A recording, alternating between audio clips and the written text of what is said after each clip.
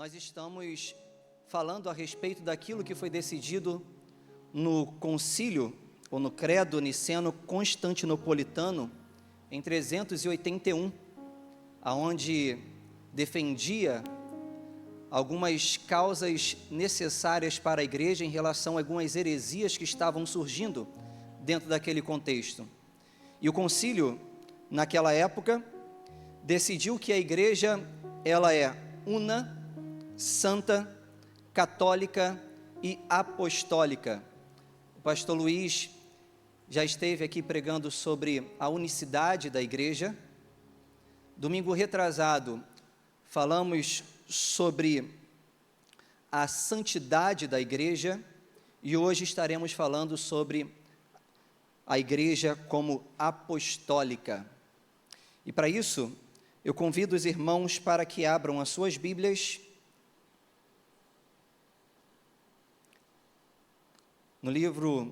na carta de Paulo aos Efésios, capítulo 2, verso 19 ao 22.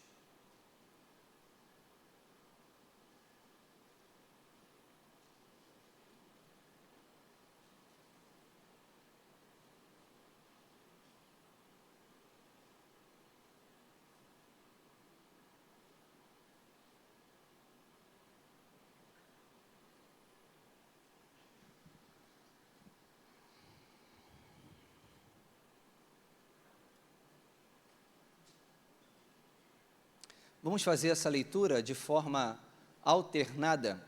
Estarei lendo o primeiro versículo, posteriormente a igreja estará lendo o segundo versículo, e no verso 22, todos leremos juntos.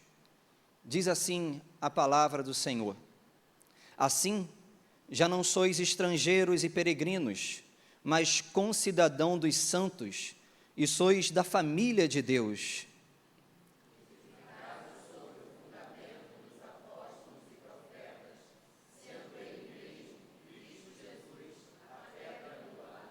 no qual todo o edifício, bem ajustado, cresce para o santuário dedicado ao Senhor.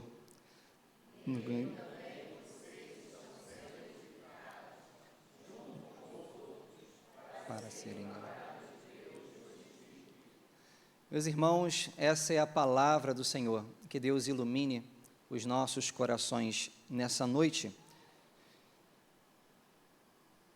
Meus irmãos, vocês sabem que nós vivemos num período onde surgem muitas heresias. E assim como nos dias dos concílios de Nicéia, 325, concílio niceno-constantinopolitano, 381, houve a necessidade da igreja se voltar para as escrituras sagradas e refutar algumas heresias que estavam surgindo naquele período. De tal forma, hoje também há necessidade de nós ratificarmos aquilo que os santos da igreja, homens piedosos, pensaram e viram a respeito das sagradas escrituras, o que Deus pensa sobre a sua igreja. E dentro do nosso cenário, o evangelicalismo brasileiro, meus irmãos, sempre aparecem pessoas dando para si mesma títulos dos mais variados, talvez buscando a glória do seu próprio ventre. E um dos muitos que estão surgindo aí são apóstolos. Eu poderia, inclusive, citar alguns nomes aqui possíveis que ainda não foram ditos por tais pessoas, mas tenho certeza que alguns dos irmãos diria para mim: esse nome ou esse título já existe. Ou seja, sempre tem surgido novos pensamentos, sempre tem surgido novas falácias, e especialmente em relação à igreja e aquilo que Deus instituiu como a igreja verdadeira. E talvez cabe uma pergunta para refletirmos sobre aquilo que nós iremos tratar nessa noite. Seria talvez essa a razão da igreja ser chamada de apostólica, por possuir ainda em nossos dias apóstolos? É claro que não. Essa não é a razão da igreja ser chamada apostólica. Nesse texto, meus irmãos, que nós lemos, o apóstolo Paulo, ele nos ensina o sentido da igreja ser chamada dessa forma. Se nós olharmos para os primeiros versos, nós vamos ver o autor falando sobre a universalidade e a unidade da igreja, porque ele inicia o verso 9 dizendo assim: já não sois estrangeiros e peregrinos, mas concidadão dos santos e sois da família de Deus. O autor aqui, ele afirma que os estrangeiros, os peregrinos, grupos distantes da nação aliançada com Deus, a nação de Israel, que não tinham os mesmos direitos legais que um judeu, mesmo residindo naquela nação, naqueles dias. Agora o apóstolo Paulo diz que através do sacrifício de Jesus, eles passaram a ter direitos legais, e por isso ele enfatiza no texto que sois agora família de Deus. Para aqueles que creem no Cristo como sendo Filho de Deus e também sendo o seu Salvador, meus irmãos, não há desigualdades.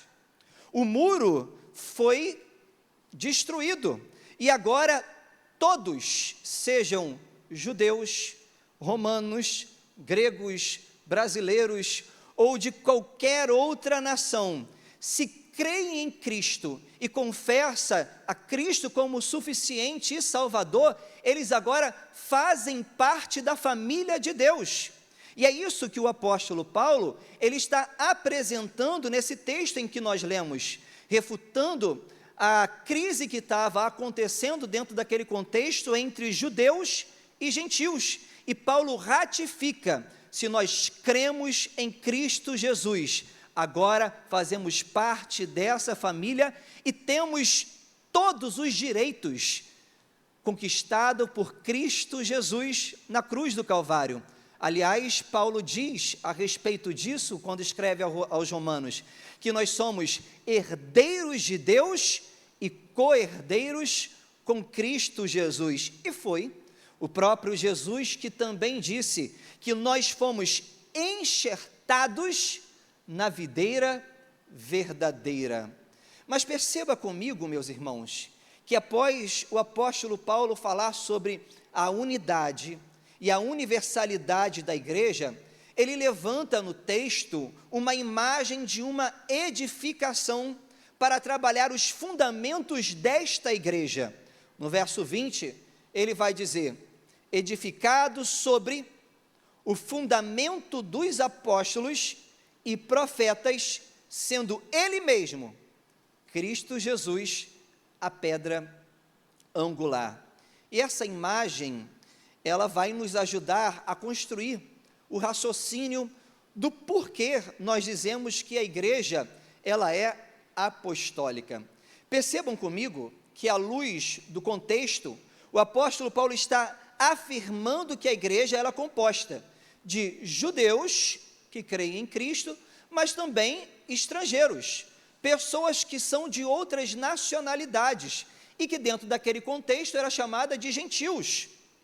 E agora, Paulo vai dizer que essa igreja, essas pessoas, servas do Senhor, não parede, mas corpo, pessoas, elas estão sendo edificadas sobre um fundamento, o fundamento dos apóstolos e profetas, sendo esse mesmo fundamento Cristo Jesus, a pedra angular.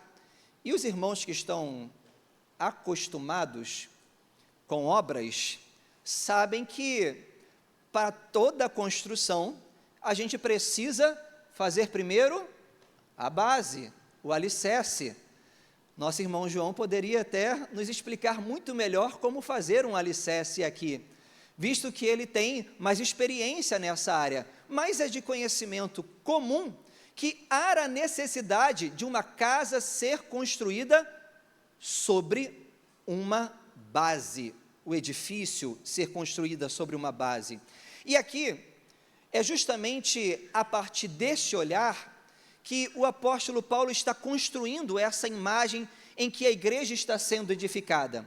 Diferente dos dias atuais, que nós cavamos aquela sapata e aí colocamos concreto para que posteriormente agora viemos edificar ou colocar os muros, naquele período, para iniciar uma construção era necessário uma pedra chamada a pedra angular. Qualquer casa, para ser construída, havia necessidade dessa pedra. Além dessa pedra, pedra angular, ela servir como fundamento, portanto, o suporte da superestrutura, ela também determina a sua forma final, visto que, ao estar colocada na esquina formada pela junção de duas paredes primárias, fixa a posição de duas paredes e das que cruzam o resto do edifício. A pedra angular, meus irmãos, além de ela ser uma pedra firme, de base, ela também ficava na junção entre duas paredes. Além de ela servir como apoio para a superestrutura, ela também dava o alinhamento para as pedras que seriam sobrepostas a ela. E aqui o apóstolo Paulo, ele está dizendo que este fundamento é Cristo. E todas as outras pedras, elas são reguladas em conformidade com a pedra angular. Como disse o próprio apóstolo Paulo aos Coríntios, em seu capítulo 3, verso 11, ele diz: porque ninguém pode lançar outro fundamento, além do que já foi posto, o qual é Cristo Jesus. Ou seja, o que o apóstolo Paulo, ele está apresentando aqui para nós? Ele está dizendo, meus irmãos, que Jesus Cristo, ele é a pedra, tanto de base, mas também de alinhamento para o edifício que está sendo construído, que é a própria igreja. Não tem como colocar outro fundamento além daquele que já foi posto, que é Jesus Cristo, e ponto. Por que Paulo diz que os apóstolos e profetas também fazem parte desse fundamento? Se nós estamos dizendo que Jesus Cristo é a pedra angular, a base, o fundamento, por que Paulo vai dizer que também os apóstolos e profetas também fazem parte desse fundamento? Simples, meus irmãos. Como diz o comentarista Eberhard, ele diz que estes não sustentam a construção em si, mas recebem a revelação divina do Evangelho de Jesus Cristo. Ou seja, os apóstolos, eles foram escolhidos pelo próprio Deus, eles foram testemunhas oculares de Cristo Jesus, e foram eles que receberam do próprio Deus o mistério do Evangelho, a fim de que por essas primeiras testemunhas, a igreja, fundamentada no ensino de Cristo que eles receberam, agora fosse edificada. E é por essa mensagem ser dada aos apóstolos, e por valer por todos os tempos, é que chamamos a igreja de igreja apostólica. Meus irmãos, nós somos uma igreja católica, nós somos uma igreja apostólica, nós só não somos romanistas. A ideia de chamar a igreja de católica quer dizer sobre a universalidade dela, como Paulo iniciou falando nesses primeiros versos. E quando nós estamos falando que a igreja ela é apostólica, estamos afirmando que a igreja ela foi edificada a partir dos ensinos apostólicos. E aí, é muito interessante a gente pensar sobre isso, né? Porque vejam que o apóstolo Paulo, quando ele vai falar sobre fundamento, ele usa tanto o fundamento dos apóstolos e também dos profetas. E John Stott, em seu comentário do livro de Efésios, ele diz algo interessante sobre isso. Ele diz: o papel tanto dos apóstolos quanto dos profetas era pedagógico. O que constitui o fundamento da igreja não é a pessoa deles e nem os seus ofícios, mas sim a sua instrução. E aí percebam que esses apóstolos, meus irmãos, eles eram educadores inspirados por Deus. Os profetas, eles recebiam, dentro do contexto veterotestamentário do Antigo Testamento, a revelação divina, e em sua proclamação, eles eram reféns dessa revelação. Eles não poderiam sair daquilo que fora revelado para eles. E aqui está o contexto do apóstolo Paulo dizer que a igreja é fundamentada a partir dos apóstolos e profeta, porque o sentido do ensino e da fala que foi pregada, proclamada e construída a partir dos apóstolos, meus irmãos, é um ensino que não pode ser mudado, está sacramentado, é uma fé, um ensino genuíno, verdadeiro, que se dá desde aquela geração aos dias de hoje. E aí, aqui a gente precisa entender que quando nós estamos falando sobre a igreja apostólica, nós não estamos falando primariamente sobre o que significa o termo apostólico, que significa enviado. No latim, da onde vem a nossa palavra missionário. Mas estamos nos referindo especialmente sobre um grupo específico, sobre 12 pessoas escolhidas, separadas por Deus, que construíram a doutrina a partir de Cristo e da sua morte, e que deu os primeiros passos de ensino para a igreja cristã. Meus irmãos, a gente precisa entender que diante deste fundamento é que Paulo fala sobre o edifício que está sendo edificado. Que edifício é esse que está sendo edificado? No verso 21 ele vai dizer: no qual todo edifício bem ajustado cresce para santuário dedicado ao Senhor, no qual também vós justamente estáis sendo edificado para a habitação de Deus no Espírito. Veja que o apóstolo Paulo, primeiro ele apresenta a ideia da edificação, e depois ele abre dizendo para os irmãos que são igreja, que está em Éfeso: vocês também estão sendo edificados sobre esta pedra. Que pedra é essa? É Cristo Jesus e o ensinamento que o próprio Deus deu a respeito dele mesmo aos apóstolos. E nós, a igreja do século 21, também precisa estar fundamentada nesse ensino. O texto diz que esse edifício é bem ajustado. Lembra que eu falei que a pedra angular, ela serve tanto para a base, mas serve também para alinhamento. Diante disso, é que Pedro, ele vai dizer que nós somos as pedras vivas, que são colocadas sobre a pedra angular. O que era pedra viva? Já viu uma pedra na rua e fica exposta ao tempo pegando chuva, sol, e a cor dela fica aquela cor morta, mas quando você quebra aquela pedra, logo aquela cor viva aparece? Pedro, ele diz que nós somos essa pedra viva. colocada sobre a pedra angular.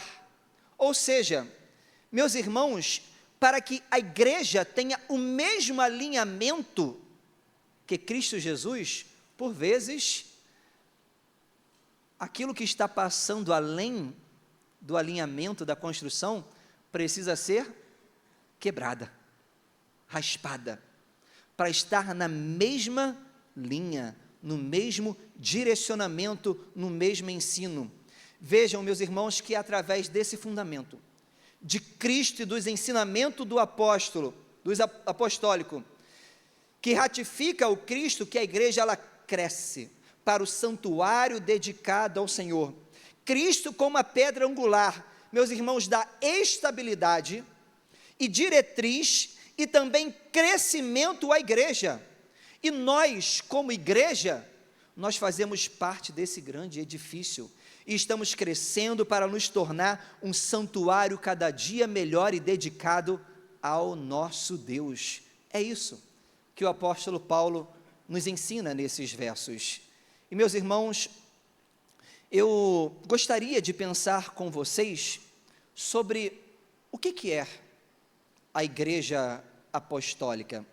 Perceba comigo que a igreja apostólica, ela passa necessariamente pela centralidade do evangelho dado aos apóstolos. E aí, permita-me reavivar a mente dos irmãos. Como falamos acima, os apóstolos eles foram escolhidos pelo próprio Deus. Eles foram testemunhas oculares de Cristo. Eles receberam do próprio Deus o mistério do evangelho, a fim de que por essas primeiras testemunhas a igreja fosse formada. Por essa mensagem ser dada aos apóstolos e por valer até os dias de hoje, é que nós chamamos a igreja de igreja apostólica. Quando nos referimos a essa questão, estamos nos referindo ao ensino que se fundamenta na verdade de Jesus Cristo. Sair deste prumo, meus irmãos, é deixar de ser igreja de Cristo. Dentro daquele período, surgiram muitas heresias. Líderes que inclusive tentavam descredenciar os apóstolos a partir de suas falácias e ensinos para corromper a igreja. O apóstolo Paulo viveu isso muitas vezes. Ele, escrevendo aos Gálatas, precisou defender a sua apostolicidade. Mas perceba que em nossos dias não é diferente. Pessoas estão construindo templos a partir dos seus próprios fundamentos. À torta e à direito, quando você passa por uma rua aqui e acolá, você vê diversos templos. A pergunta é: será que essas igrejas, de fato, são igrejas do Senhor? Estão fundamentadas no ensino autorizado por Cristo Jesus? Quando as pessoas afirmam que a igreja ela tem autoridade, meus irmãos, mas rejeitam o conteúdo da Bíblia Sagrada, elas estão rejeitando a própria igreja, porque estão rejeitando um dos 4 atributos da igreja, ou seja, o seu caráter apostólico. Hoje nós vemos alguns dizendo que a Bíblia precisa ser atualizada. Hoje nós vemos pessoas construindo templos a partir das suas próprias imaginações e fábulas. Hoje nós vemos igrejas sendo construídas meramente para usurpar a fé dos nossos irmãos.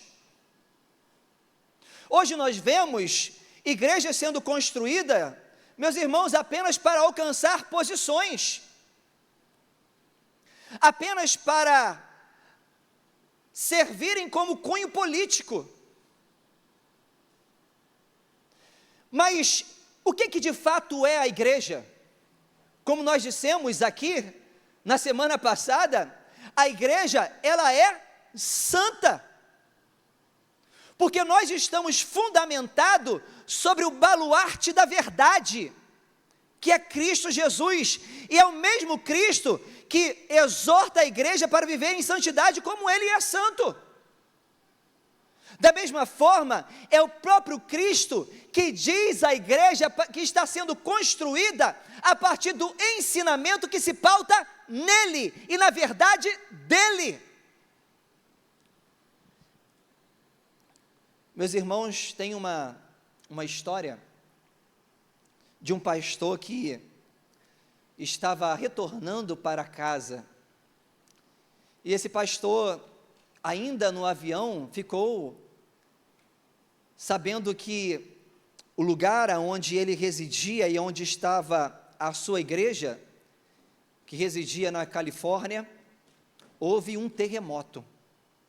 Assim que o pastor chegou na cidade, ele desesperadamente correu para a sua casa, e quando foi ver a sua casa estava muito bem, mas logo ele se apressou e foi para a igreja, e quando ele chegou perante a igreja, o edifício da igreja estava perfeito, não tinha uma rachadura, mas depois chegou os responsáveis para a avaliação, se de fato houve algum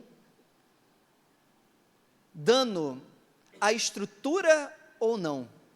Os responsáveis olharam a igreja por fora e disseram: parece que não houve nenhuma estrutura, nenhum defeito na estrutura. Mas quando foram na parte de baixo e começaram a olhar o alicerce, eles perceberam que o alicerce foi abalado, apesar da parte externa não ser tão danificada pelo terremoto. Meus irmãos, às vezes é exatamente isso que nós estamos vendo dentro do evangelicalismo brasileiro. Por fora, são igrejas até bonitas, igrejas que dão até vontade de entrar, igrejas que têm um conforto e que têm algo excepcional, mas a pergunta é: qual é a teologia dessa igreja? Aonde ela está fundamentada? Poderíamos dizer para os irmãos que muitas igrejas estão dizendo sobre a teologia da prosperidade, porque o crente não pode sofrer. Aliás, o crente, ele foi separado por Deus para comer o melhor dessa terra, não é isso? E aí a igreja diga amém. Meus irmãos, mas não é isso que a Bíblia me fala. A Bíblia diz que Deus resolveu provar Jó, o homem reto, íntegro e se desviava do mal, o homem que era mais rico do Oriente, mas que agora foi encontrado num lixão com caco de telha raspando as suas chagas. Mas mesmo apesar de todos os testes que ele estava passando, Jó, ele disse: eu sei que o meu Redentor vive e que, por certo, ele se levantará nessa situação. O Senhor me deu, ele tomou, louvado seja o nome do Senhor. Porque a teologia de Jó não estava fundamentada na teologia da prosperidade. Porque se tivesse fundamentada na teologia da prosperidade, meus irmãos, a primeira coisa que ele ia fazer era negar o nome de Cristo. Mas porque o fundamento dele é Cristo, independente das riquezas desse mundo ou não, ele permanece fiel. Permita-me perguntar a você, meu amado irmão que está aqui, qual é o fundamento? Qual é a base que nós temos visto em nossas comunidades? É por isso que o texto bíblico está nos ensinando que a igreja precisa estar pautada na palavra. Precisa estar pautada nos ensinos de Cristo Jesus, para não ser enganada. Diz o profeta Oséias: o meu povo erra porque lhe falta o conhecimento.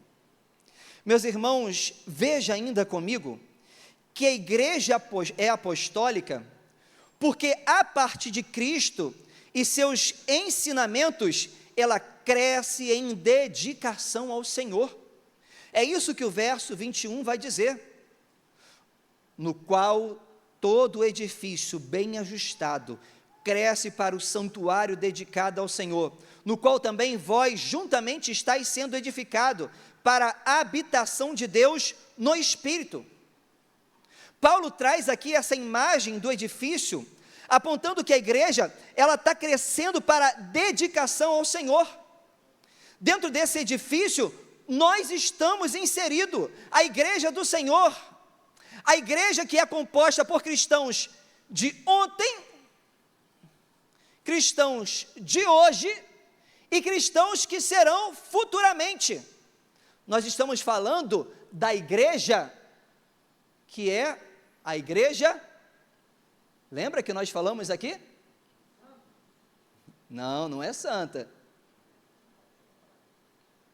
A igreja, ela é militante e ela é também triunfante. A igreja é invisível e a igreja também é visível.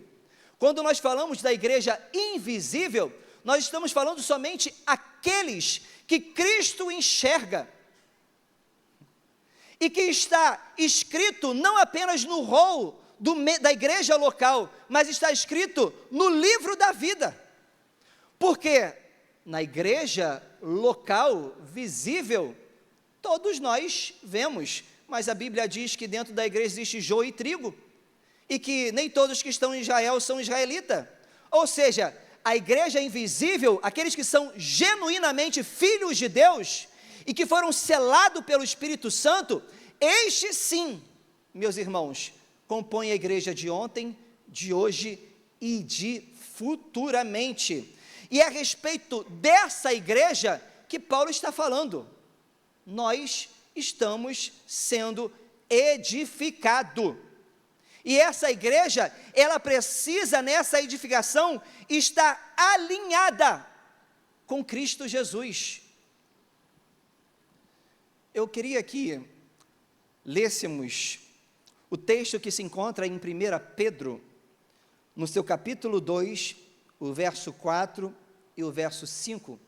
Olha o que ele diz. Vamos ler todos juntos? 1, 2, 3. Chegando-se a ele, a pedra que vive, rejeitada sim pelos homens, mas para com Deus eleita e preciosa. Também vocês, como pedras que vivem, são edificados casa espiritual, para serem sacerdócio santo, a fim de oferecerem sacrifícios espirituais, agradáveis a Deus, por meio de Jesus Cristo. Meus irmãos, qual é o alinhamento da igreja? O alinhamento da igreja é Cristo Jesus. O fundamento da igreja é Cristo Jesus. O ensino da igreja precisa necessariamente passar por Cristo Jesus. A igreja que não está alinhada em Cristo, a igreja que não está fundamentada no ensino dos apóstolos, não é igreja de Cristo. E é muito interessante porque isso, inclusive, fala a respeito da igreja que desce do céu e se compõe a Nova Jerusalém. No livro de Apocalipse, a partir do verso 14, no capítulo 21, vai dizer: a muralha da cidade tinha 12 fundamentos, e estavam sobre estes os 12 nomes dos 12 apóstolos do Cordeiro. Ou seja, mesmo a Nova Jerusalém, ela é baseada sobre o fundamento dos apóstolos. Isso não cessa, isso não tem fim. O ensinamento de ontem e de hoje e de eternamente passa pelo ensino de Jesus Cristo. Lembra que no início eu disse que muitos estão se auto-intitulando como apóstolos. Essa é a razão de a igreja ser chamada igreja apostólica? Não, meus irmãos. A missão apostólica era edificar sobre o fundamento lançado pelo próprio Cristo. A função dos apóstolos foi única e irrepetível. Eles receberam a revelação, que é o sentido e a mensagem da igreja. Paulo fundamenta a sua autoridade nesta revelação. No Espírito, os apóstolos foram escolhidos. Por meio do Espírito, eles se lembraram da palavra e atos de Cristo. E por meio do Espírito, eles receberam a completa revelação do Cristo ressurreto. A autoridade que Cristo fundamentou a obra dos apóstolos foi selada pelas obras poderosas que eles realizaram em nome de Jesus. Meus irmãos, não tem outros apóstolos. Os apóstolos foram aqueles que foram testemunhas oculares de Jesus Cristo. O fundamento da igreja se passa pelo ensino verdadeiro e genuíno da palavra de Deus. E outra coisa, não existe sucessão apostólica.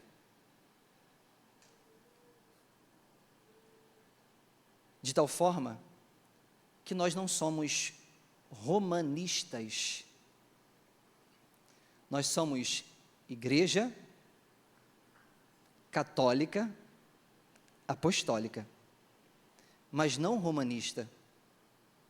Porque os romanos, eles acreditam que existe a sucessão apostólica.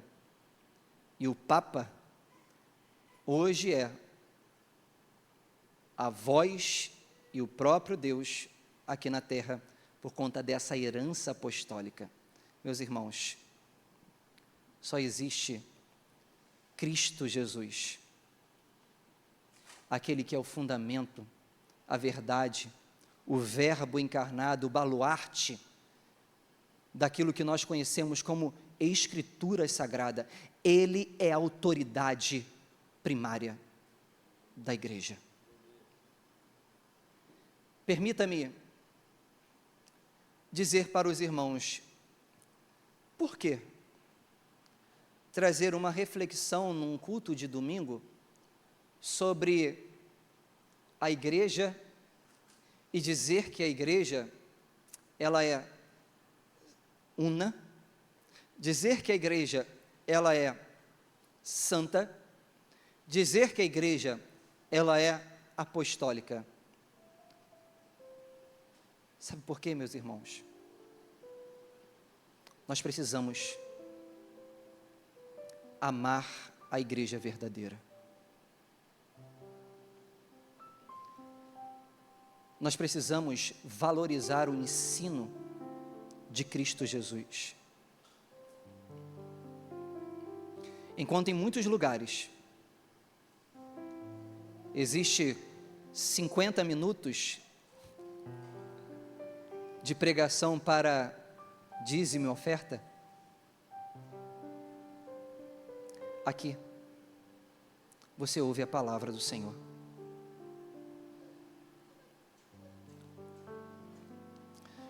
O cenário brasileiro a respeito de igrejas, meus irmãos, é uma miscelânea. Algumas que ainda mantêm a verdade, a pureza. João Calvino, ele dizia que a verdadeira igreja, ela deve ter a fiel pregação do Evangelho, a disciplina eclesiástica e a verdadeira ministração dos sacramentos. Algumas igrejas não têm nem mesmo mais disciplina. Algumas igrejas, inclusive, são universalistas. A salvação é para todos, entra como quer e vive como quer. Algumas igrejas agora são apenas para pessoas que comungam da mesma sexualidade.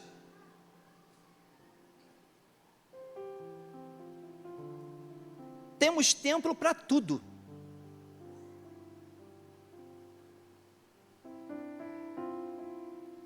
A pergunta é: qual é o fundamento dessas igrejas?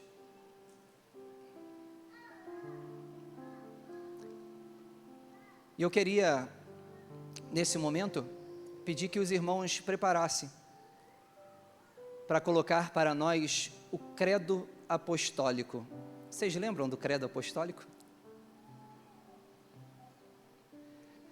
Isso é tão interessante porque isso vai se passando e se perdendo. E às vezes a gente está na igreja, mas não sabe nem o que nós cremos. E às vezes somos engolidos por muitas heresias e falácias. Meus irmãos, precisamos ratificar o que é a igreja.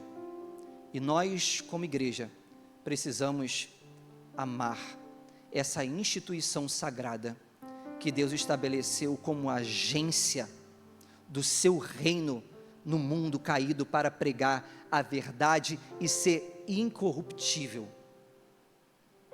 Falhamos, é certo, porque pecamos muitas vezes, mas temos um Cristo que nos justificou na cruz do Calvário. Por isso somos chamados de santos. Não apenas porque somos separados, isso é o que significa essa palavra, do mundo caído. Mas também, meus irmãos, porque através dos meios de graças, nós vivemos a comunhão com Cristo para o louvor da glória nele, no que diz respeito aos nossos atos e às nossas atitudes. Como diz o texto bíblico, nós estamos sendo edificados para sermos um templo dedicado ao Senhor. Enquanto estamos aqui, iremos falhar muitas vezes, mas chegará um momento que a igreja do Senhor estará, a verdadeira igreja, com Ele, santa e imaculada. A igreja fundamentada sobre os ensinos dos apóstolos.